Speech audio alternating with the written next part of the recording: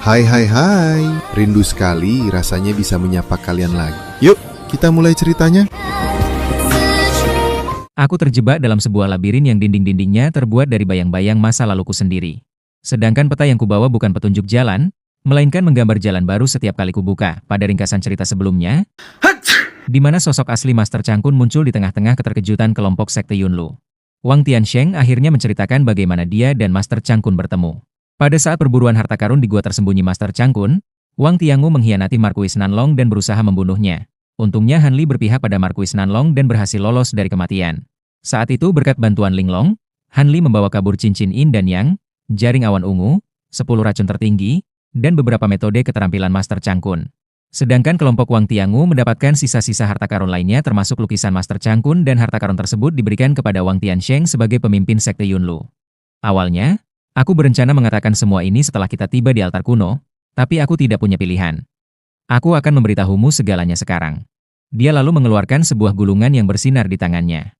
Wang Tiangu berteriak saat melihat gulungan itu. Wang Tiansheng terkekeh, Anda pasti tahu apa ini. Anda yang secara pribadi memberikannya kepada saya saat itu. Semua yang saya ketahui tentang Taman Roh Surgawi berasal dari gulungan ini. Wang Tiansheng melihat perubahan ekspresi Wei Wuya dan dia berkata, seperti yang diharapkan dari seorang ahli Wan Ying. Rekan Taoist Wei dapat menemukan misteri itu dengan cukup cepat. Tidak ada yang istimewa. Ini mirip alat ajaib spasial penyimpanan yang telah saya lihat sejak lama. Wang Tiansheng tersenyum dan berteriak, apakah kamu tidak akan keluar? Apakah Anda ingin saya menggunakan api iblis untuk memaksa Anda keluar dari lukisan? Hei, bukankah ini sangat awal dari apa yang kita sepakati? Mengapa memanggil saya sebelum Anda sampai? Anda bahkan memanggil saya di depan begitu banyak orang. Apakah Anda ingin membatalkan kesepakatan kita? Cahaya bersinar dari gulungan itu, memperlihatkan wajah seorang pria paruhbaya dengan pedang di belakangnya. Dia adalah Master Changkun. Akan tetapi tidak diketahui, apakah itu jiwa asli Master Changkun atau jiwa suku iblis. Tidak hanya para murid tercengang, bahkan Wang Tiangu tidak terkecuali. Adapun Wei Wuya, terkejut sesaat sebelum menenangkan diri. Wang Tiansheng berkata, bukankah saya berulang kali bertanya, apakah jalan yang Anda berikan kepada saya benar-benar aman? Tentu saja, saat saya berjalan di jalur ini, itu benar-benar aman. Bagaimana mungkin ada masalah sekarang? Kalau begitu jelaskan tentang ini. Wang Tiansheng dengan cemberut menunjuk mayat murid yang tergeletak di tanah, di antara robekan celah spasial. Wang Tiangu melihat jiwa itu melayang ke depan dan berkata, bagaimana saya harus memanggil Anda? Mungkinkah Anda benar-benar Master Changkun yang terkenal itu? Bagaimana Anda bisa mempertahankan jiwa Anda, melewati umur Anda, dan tetap ada sampai sekarang? Waktu saya dapat keluar dari gulungan itu terbatas. Jika Anda memiliki pertanyaan, tanyakan pada Master Sekte Anda. Saya akan melihat robekan spasial itu. Master Changkun itu tampak bingung saat melihat ini. Aneh sekali. Dulu, tidak ada celah robekan spasial di sini. Tampaknya ini adalah sobekan baru. Anda tidak perlu terlalu khawatir karena ini hanya masalah kebetulan. Saya akan kembali ke dalam lukisan sekarang. Wos, sosoknya menghilang dan terbang kembali ke gulungan seolah-olah tidak ingin menghabiskan lebih banyak waktu. Setelah sosok jiwa itu menghilang, Wei Wuya berkata, Master Wang, apakah orang itu benar-benar Tuan Changkun yang terkenal itu? Apakah dia orang yang memberitahu Anda tentang Taman Roh Surgawi? Wang Tiansheng agak rileks setelah mendengar bahwa celah spasial itu sesuatu yang baru muncul. Dia kemudian menoleh ke Wei Wuya dan berkata, pertama-tama, kita hanya dapat mengatakan bahwa dia adalah Tuan Changkun. Semua yang saya ketahui tentang Taman Roh Surgawi berasal darinya. Wei Wuya mengangguk dan dengan dingin berkata, sepertinya kamu telah membuat kesepakatan dengan sisa jiwa itu dan dia memberitahumu tentang Taman Roh Surgawi. Namun ingat, ini tidak ada hubungannya dengan saya. Sekarang saya telah mencapai usia ini, saya hanya peduli tentang tahap transformasi dewa dan naik ke alam roh. Baiklah, kamu ke sini dan terus berjalan ke depan. Wang Tiansheng menunjuk satu murid untuk terus memimpin. Murid itu memucat ketika ditunjuk, tetapi dia tetap melanjutkan, menghindari robekan spasial di jalan. Wei Wuya mempercepat langkahnya dan para murid sekte Yunlu lainnya mengikutinya, berjalan menuju altar besar di kejauhan. Singkat cerita, di wilayah sunyi yang dingin, Han Li duduk bersila dengan mata tertutup, tubuhnya mulai bersinar terang dengan cahaya 7 warna.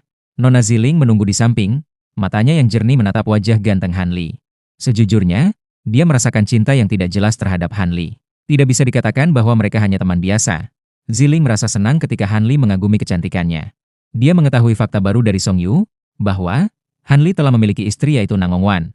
Jika dia melamar Han Li sekarang dia tidak tahu apakah akan diterima atau tidak. Hal ini tentu sangat mengecewakannya. Rasanya seolah-olah sesuatu miliknya telah direnggut orang lain. Pikiran Ziling menjadi linglung saat dia menatap wajah ganteng Han Li, imajinasinya menjadi liar dan merajalela. Han Li sama sekali tidak mengetahui semua ini. Dia melepaskan indera spiritualnya untuk menyapu radius 50 km untuk melihat jejak sekte Yunlu di sekitar. Namun alhasil, pencariannya berakhir sia-sia. Han Li tidak putus asa. Dia menyebarkan indera spiritualnya lebih dalam memindai lebih dari 100 km jauhnya, tetapi masih tidak dapat menemukan jejak apapun. Setelah beberapa pertimbangan, Han Li melepaskan lebih dari 1000 kumbang pemakan emas. Pergilah. Kumbang pemakan batu berhamburan dan terbang ke segala arah. Han Li menutup matanya sekali lagi dan tubuhnya bercahaya menjadi lebih cemerlang. Ziling agak khawatir. Dia tidak tahu apa yang baru saja dilakukan Han Li. Setelah mencapai puncak teknik perkembangan hebat, Han Li dengan paksa membagi indera spiritualnya menjadi lebih dari 1000 pada setiap kumbang pemakan emas, hanya menyisakan beberapa di tubuhnya untuk melindungi dirinya. Kumbang-kumbang pun mulai menyebar dan mencari jejak para ahli yang mungkin muncul. Dengan ribuan kumbang pemakan emas yang terbang ke segala arah, Han Li berhasil menemukan petunjuk rute yang diambil oleh Sekte Yunlu. Dia memerintahkan semua kumbang pemakan emasnya untuk kembali. Han Li membuka matanya dengan senyum dingin.